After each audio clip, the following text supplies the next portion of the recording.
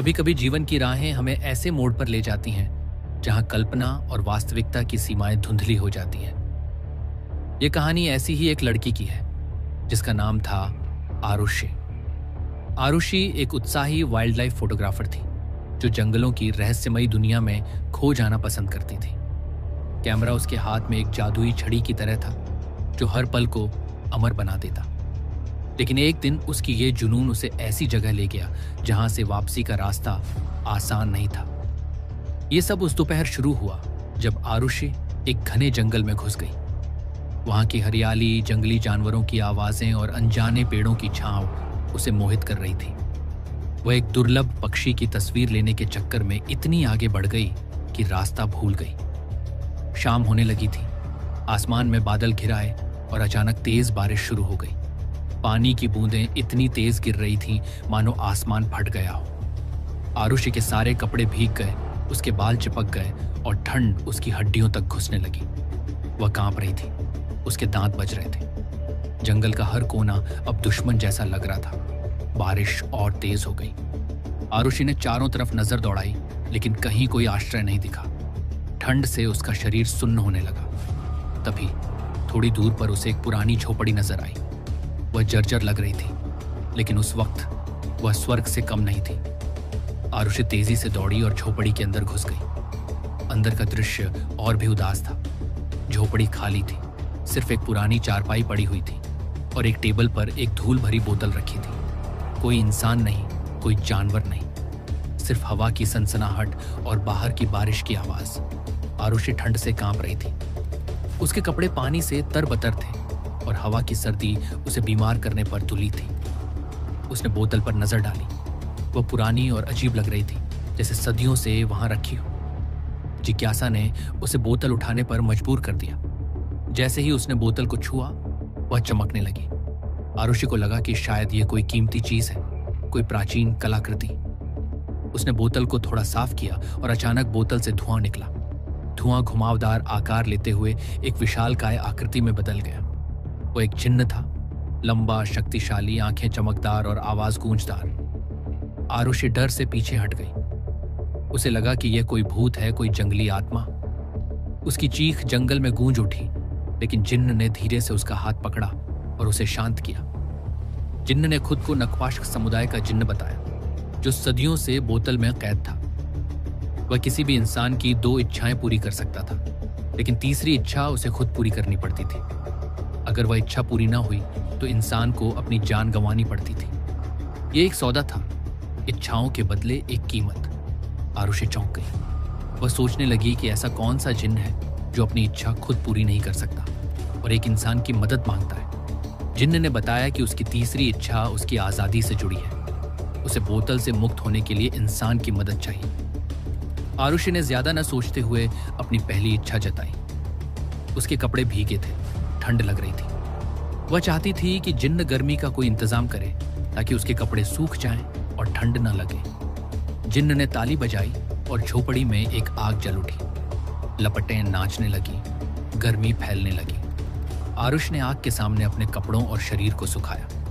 ठंड भाग गई और वह राहत महसूस करने लगी। कुछ देर बाद जब उसके कपड़े सूख गए और गर्मी का एहसास हुआ, उसने अपनी दूसरी इच्छा बताई। वह अपनी मां से मिलना चाहती थी जो 10 साल पहले गुजर चुकी थी। जिन्न ने फिर ताली बजाई और आरुषि की मां उसके सामने प्रकट हो गई। आरुषि की आंखें भर आईं। वह खुशी से रोने लगी। दोनों ने एक दूसरे को गले लगाया। आरुषि ने मां को बताया कि यह जिन्न की शक्तियों का कमाल है। उन्होंने पुरानी यादें ताजा की, हंसी मजाक किया, दुख सुख बांटे। समय बीतता गया और अचानक जिन्न ने कहा कि समय खत्म हो गया। आरुषि ने पूछा कि क्या मतलब? जिन्न ने बताया कि उसने मिलने का समय नहीं मांगा था, इसलिए नियम के अनुसार सिर्फ आधा घंटा ही दिया गया था। अब मां वापस चली जाएगी। आरुषि उदास हो गई। उसने मां को गले लगाया और मां गायब हो गई। आरुषि अब सतर्क हो गई। उसे लगा कि आगे की इच्छाएं सोच समझकर मांगनी होगी, लेकिन जिन्न ने उसे याद दिलाया कि उसकी दोनों इच्छाएं पूरी हो चुकी हैं। अब बारी उसकी इच्छा पूरी करने की थी। आरुषि ने कहा कि बताओ क्या करना है। जिन्न ने खुलासा किया कि एक नक्वाश्क जिन्न तभी आजाद हो सकता है जब कोई इंसान उसके साथ संभोग करे। आरुषि स्तब्ध रह गई। ये कैसी इच्छा थी? वह कभी ऐसा नहीं कर सकती। जिन्न ने चेतावनी दी कि अगर ऐसा न हुआ तो आरुषि एक दिन के अंदर मर जाएगी। दोनों की जान बचाने के लिए यह जरूरी था। आरुषि ने पूछा कि अगर संभोग किसी इंसान से ही करना है तो वह किसी और से क्यों नहीं कर लेता। जिन्न ने कहा कि जिसकी इच्छाएं पूरी की गई हों उसी के साथ संभोग से आजादी मिलती है। आरुषि ने और पूछा कि अगर उसकी जगह कोई लड़का होता तो क्या वह उसके साथ भी ऐसा करता। जिन्न ने हाँ कहा, क्योंकि उसे सिर्फ आजादी चाहिए, लिंग से कोई फर्क नहीं पड़ता। आरुषि सोचने लगी, शायद जिन्न सच कह रहा है। यह हवस नहीं, आजादी की चाह है, और अब उसकी जिंदगी जिन्न के हाथों में थी। आखिरकार वह सहमत हो गई। पूरी रात वे दोनों संभोग में लिप्त रहे। झोपड़ी की दीवारें उनकी सांसों से गूंज उठी।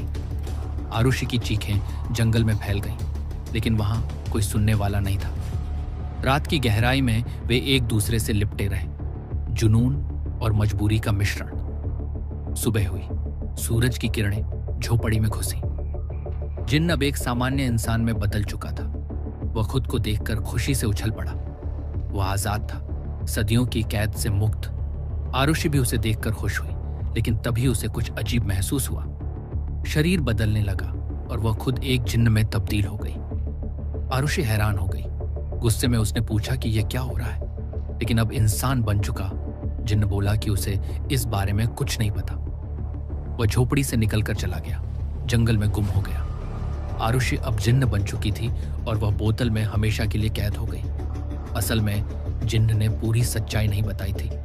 जो कोई जिन्न के साथ संभोग करता वह खुद जिन्न बन जाता और पुराना जिन्न इंसान। ये एक धोखा था, आजादी के लिए खेला गया खेल।